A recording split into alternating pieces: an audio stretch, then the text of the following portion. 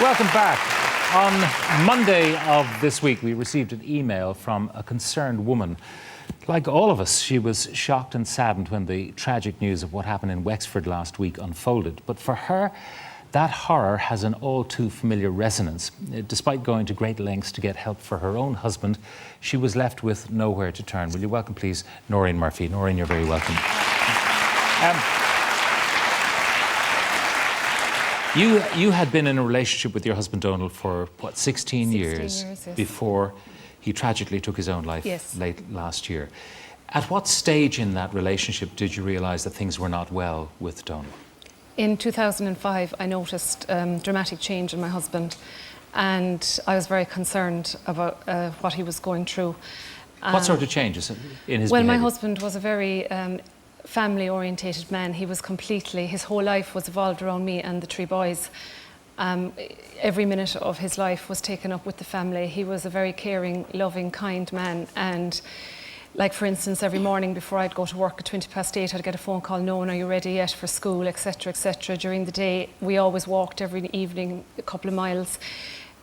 He used to always, never went to bed at night without saying goodnight to the children. But then all of a sudden he reclused from the family and went into a room and isolated himself, and he didn't come out of it.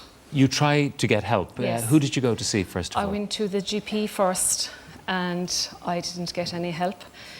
It took me several months before I met a nurse who directed me into these mental health services in our area. I went there, and they agreed to see with Donal, and I didn't. Well, the assessment they carried out on my husband at that time was carried out in approximately 15 minutes. Now, at this point, how bad had it become? Very bad, very bad. What sort of behaviour? He had totally reclused from the family. At one stage, he didn't recognise me or even his own son. He was suffering from chronic insomnia. He never slept, and he was awake around the house all night, keeping us all awake. It went from that to aggression. He went into many nights manic, very manic, yeah. So you realised this is a man who's not well? Of course, This is not someone who's turned on me or... Not at all. My husband loved me and the children more than anything. He proclaimed that to me up until the day he took his own life. So you knew there was something wrong, and yet you go to a GP, the GP can't help you. Did you take legal advice as to what you could do? I did, yes, and my solicitor informed me that really it would be up to the mental health services to admit my husband to hospital. Every time I went to the GP, I was sent to the hospital. Every time I went to the hospital, I was sent to the Gardaí. And every time I went to the Gardaí, they sent me back to the GP. As I described it, my husband in inquest to the coroner, it was like a sick-inducing roller coaster ride. And when one of us hopped off that, my husband ended up dead. So there was no way that you were going to the Gardaí because... because of his behavioural problems. Now, you didn't get a barring order, you got a protection order against him. Yes, I was advised. What's the difference? Well, a protection order is put in place because if he went into a manic state, which it was no fault of his own. I mean, I'm not blaming my husband in any shape or form for anything he did. That I would have the ability for the Gardaí to take him from the home in case somebody gets hurt. And did they ever have to do that? Yes, they did. At any point did you ask yourself, look, maybe if the doctors are saying there's nothing seriously wrong with him, that maybe it's me? Of course I did, over and over again. I cried every day, I think, for the first year that my husband was sick, and many times during the second year. I did a lot of my grieving before my husband ever died because he was not the man that I met. How might it have looked to the outside world? I mean, was it apparent? Could other people have seen that things were not well? No, I kept it, it's a very delicate situation to handle, and I kept it to myself mostly because obviously my husband was in denial. And the reason why a person is in denial is because they have huge fear. The stigma is, what will others think of me? Am I letting my family down? There's this huge guilt attached to a person who's suffering with depression, and it's only, you know, it's a thought that's in their mind, and a thought can be changed. Did you ever talk to him directly Constantly. about it? I begged him. And what was his reaction? I mean, did you say to him, Donal, you're sick? Yes, I did. And he said to me, well, Noreen, if I had a broken leg or a broken arm, I'd go to the hospital. But I said, Donal, you're not well. I said, please, will you go and talk to somebody and get help? He just couldn't see. He was so, like, you know, it's like Mark Twain once said, if your mind is out, how can you see clearly if your imagination is out of focus? You can't. People in his situation, they had no realization of the depths of his depression, even though he did know he was depressed, because he spoke of it taking his own life to me and the children constantly. I deemed him suicidal because he told me, he sat in front of my 3 sons and he told them, he cried to us, begging us to help him every day up until the day he died.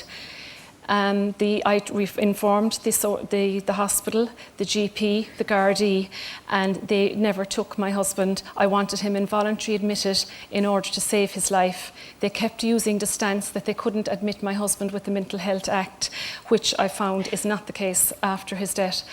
What I'm looking for, me and my sons we're grieving obviously, but we have decided to stand up and try and make changes in this country. Right. Before we get to the changes that might be brought about, did you manage to get Donald to a GP himself? I mean, you went to the GP and you went to the psychiatric service. I did at one stage when he was very bad, and he agreed to go, and he went on antidepressants, and that was it. There was no follow-up really, and then he went off them, and his illness, his state deteriorated again. Did he ever go to see a psychiatrist? He saw a psychiatrist the day before he died. The day before he died? Yeah, and he came out to me crying after the 3 o'clock visit, and my 2 sons were sitting there, and he had his head in his hands crying, and he said, "Noreen, please help me." So I wanted to take him over to his parents, and he wouldn't sit in the car, and I wanted to take him back to the hospital, and he wouldn't sit in the car because he was a big strong man, and I couldn't manhandle him. Yeah. At this time, a year ago, the Monagir thing happened. I did go to the hospital after that. I mean, were you concerned that you were yourselves Yes, we were in at danger? risk, yes. Did he ever articulate that? Yes, constantly. They love their family so much they don't want to leave them behind. They don't want to leave them in that dark place? Yes, it's a state in their mind. And they need help to get out of it. They won't get out of it on their own. It's impossible. You, I know, were terrified that something would happen, that either he would do himself some harm. Yes, I knew he would. And that the boys might come upon him. I did. I checked the attic every morning before the children got up. I used to check the yard and the garage every single day. I used to leave work half an hour before time. My deputy principal used to allow me to leave work to be home before my youngest son got off his bus. And you were afraid that they might come upon him having done harm to himself? Yes. Were you concerned that he might do harm to the children in your absence? Yes. We were on 24-hour guard. It's an extraordinary situation.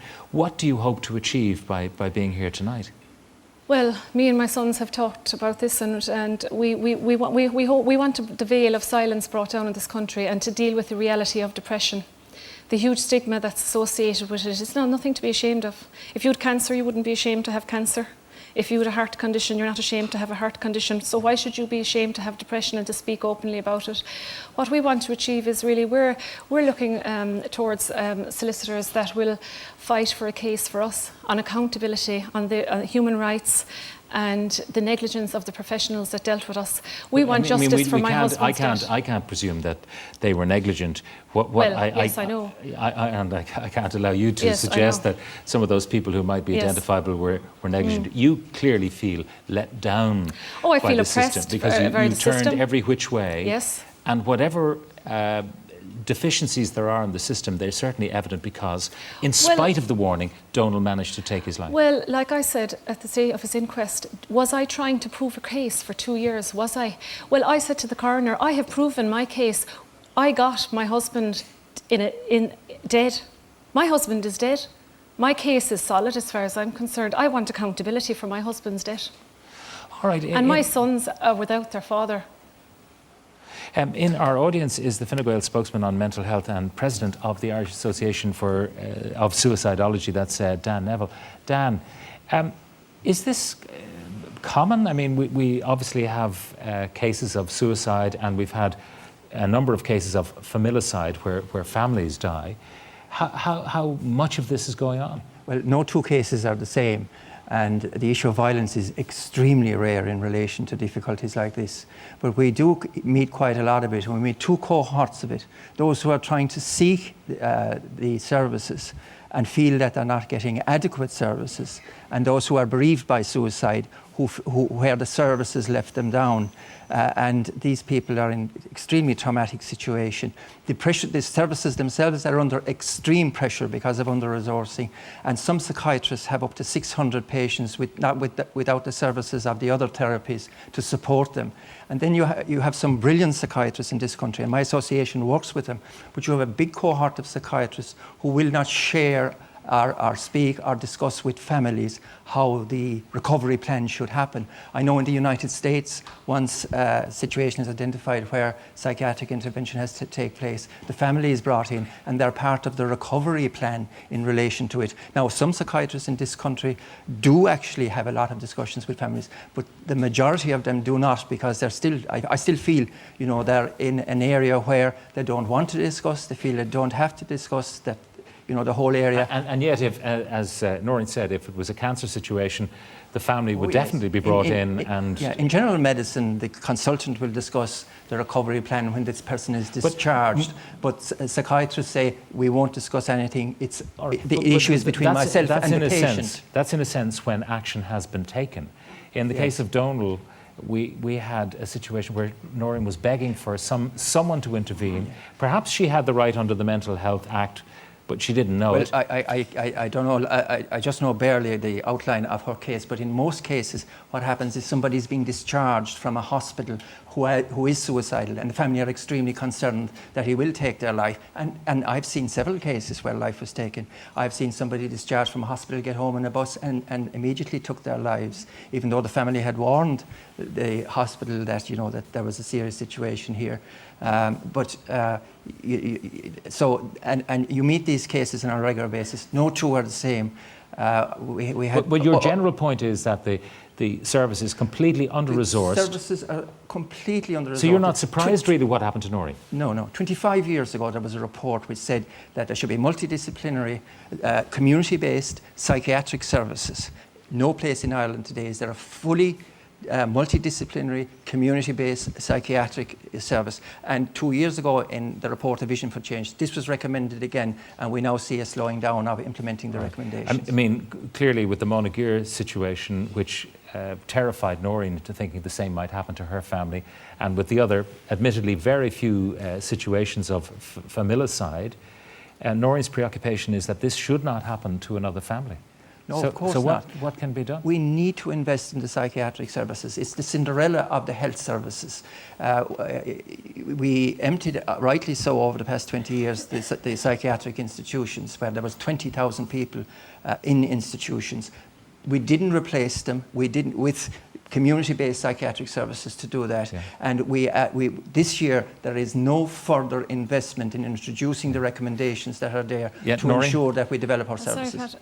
I feel very strongly about this because my husband was a hard-working Irishman. He was a citizen of this country. He paid 40% tax on his wages until the day he died, as so do I, and he was not entitled to the emergency medical treatment that he required, or me and my family were not treated appropriately by the mental health services in this country. We were treated like dirt. And my husband is dead, and I want accountability for my husband's death. All right, Noreen. Noreen, thank you very much for being with us tonight.